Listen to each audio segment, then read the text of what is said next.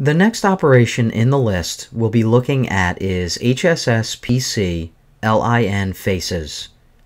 This HSS operation will perform the finishing cut on the 4 large chamfers of the part ribs. In the geometry branch, we can see that the chamfer faces have been defined. Like the previous pocket machining operations, we will use a 3/8 inch diameter bullnose mill with a corner radius of a 1/16 inch. A simple linear strategy is used with a 20 thou maximum stepover. As you can see here, customized linking is used to allow short repositions and smooth transitions when starting the cut.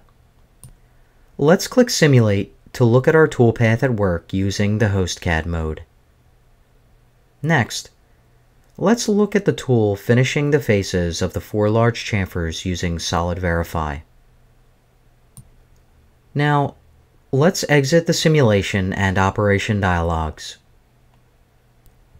Finally, let's switch over to Mac 2 to see how we will machine the other side of this part.